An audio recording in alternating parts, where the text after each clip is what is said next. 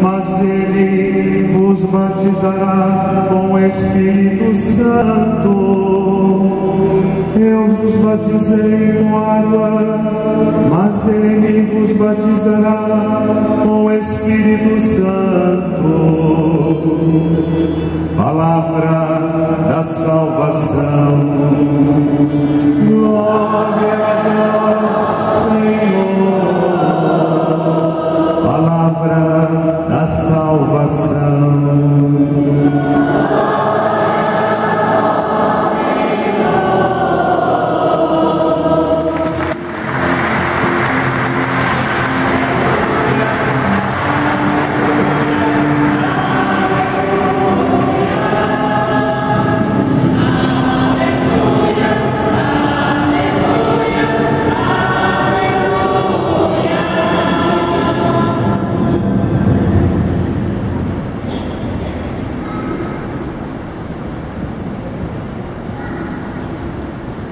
Estou pensando em Deus, estou pensando no amor, estou pensando em Deus, estou pensando no amor. Tudo seria bem melhor se o Natal fosse um dia e se as mães fossem Maria e se os pais fossem José e se a gente parecesse com Jesus de Nazaré. Estou pensando em Deus, estou pensando no amor, estou pensando em Deus, estou pensando no amor. Amados irmãos, Ministério do Senhor, Júlio, irmãos e irmãs, nós estamos nesse tempo de preparação para o Natal e a comunidade, além de estar nessa preparação, tem a graça de poder celebrar este momento, de recordar e reviver a graça alcançada da Igreja Nossa Senhora do Carmo, que está nessa basílica, que é hoje. Então nós temos esta dupla graça de Deus. A comunidade aqui tem esta dupla graça de Deus, de celebrar a graça de ser basílica e também a preparação para o Natal. E nesse tempo de preparação para o Natal, que nós chamamos de Advento, acompanha a liturgia da igreja esta coroa, chamada coroa do Advento. Esse símbolo que está aqui ao nosso lado. E a gente pode notar, você pode notar, meu irmão e minha irmã, que a cada domingo nós estamos acendendo uma destas velas. Semana passada acendemos a primeira vela e hoje a segunda. E a cada vez que a vela é acesa, a palavra de Deus vem iluminar o nosso coração, iluminar a nossa vida e mostrar como que nós devemos viver esta preparação para o Natal. Semana passada a palavra de Deus dizia: vigiai, atenção, tomai cuidado, não fiqueis distraídos com as circunstâncias do mundo e perder a graça do Natal que passa cada ano na nossa vida e a gente não perceber esta bênção, esta graça de Deus. E o mundo de hoje pode trazer para nós muitas distrações, muitas outras coisas que fazem com que a gente perca o foco na nossa vida. E a graça de Deus passa, mas ela passa de volta, ela é única. Hoje nós acendemos a segunda vela e mais uma vez a palavra de Deus vem nos dar um alerta, vem ensinar como a gente deve viver este momento de esperança, esse momento de esperar a vinda de Jesus. Nós ouvimos de uma maneira muito bonita, cantada, o Evangelho de Marcos. Gostaria que você, quando for lido aí, pega o versículo 1, comecinho do Evangelho de Marcos. Apenas nesse primeiro versículo está todo o resumo daquilo que Marcos quer revelar e trabalhar em todo o seu Evangelho. Começa assim, no início do Evangelho de Jesus Cristo, Filho de Deus. Só essa frase: início do Evangelho de Jesus Cristo, Filho de Deus. Início quer dizer o começo. E quando Marcos escreve o início do Evangelho, ele está por volta dos anos 70 depois de Jesus, possivelmente em Roma, onde os cristãos, as cristãs estavam sendo perseguidos pelo Império Romano. E sendo perseguidos pelo Império Romano, a gente pode ver um pouquinho antes, Pedro, Paulo, São Paulo tinham sido assassinados. E não parou só deles. Os assassinatos, a perseguição dos cristãos e cristãs continuava. Então a comunidade de Marcos e as comunidades cristãs ficavam meio que acuadas, meio com medo da situação. Por isso, Marcos escreve revendo toda a experiência que ele tinha tido, criança ainda, quando Jesus tinha morrido. Ele fez uma experiência muito breve na vida de Jesus, mas acompanhou durante muito tempo da sua vida o apóstolo Paulo. Então ele tinha o conhecimento necessário para poder redigir algo e colocar na mão das pessoas, para que eles pudessem recordar e celebrar sem desanimar. Então a primeira palavra do Evangelho, seu início, ele está dizendo assim: é um começo, é agora, é um tempo novo na nossa vida. Quando a gente aceita Jesus no coração, é um tempo novo que se inicia a cada instante da nossa vida.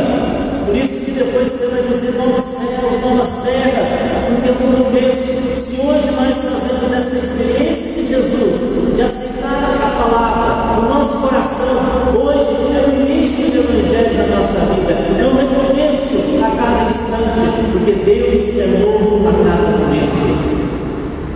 Depois de dizer isso, o Evangelho quer dizer boa notícia, mas é uma boa notícia que tem nome, é uma boa notícia que tem dono. Evangelho de Jesus Cristo. Não é uma boa notícia que nos alegra simplesmente, mas é uma notícia que muda a nossa vida. Não é uma boa notícia que simplesmente nos deixa para cima satisfeitos, mas é uma notícia capaz de mudar de direção tudo aquilo que somos, a nossa essência, porque Ele tem dono, Ele tem nome, esta boa notícia: Jesus Cristo. E o que? Jesus, Filho de Deus. Marcos quer revelar que Jesus é este Filho de Deus durante todo o seu Evangelho, até que ele na cruz, o soldado romano, vendo Jesus morrer na cruz, o que ele disse? Verdadeiramente, este homem era o quê? Filho de Deus. Precisou morrer na cruz, precisou doar toda a sua vida na cruz, para que aquele que nem acreditava no Deus dos judeus, no nosso Deus, no pagão, para reconhecer que aquele que estava naquela cruz, verdadeiramente era Filho de Deus. Hoje nós não contemplamos o Jesus crucificado fisicamente, mas a cada celebração no altar, nós temos a condição de reconhecer verdadeiramente aqui está o Filho de Deus, o nosso Salvador. E agora, no tempo do Natal, Ele vem nos visitar. Ele quer nascer no nosso coração, nascer nas nossas vidas. Veja, irmãos e irmãs, graça e bênção de Deus. Mas a pergunta que fica para nós hoje é: como que nós estamos preparando o nosso coração, a nossa vida, a nossa comunidade, a nossa família em si, para acolher a graça de Deus, a graça de Jesus? gostaria de retomar do Evangelho de Jesus.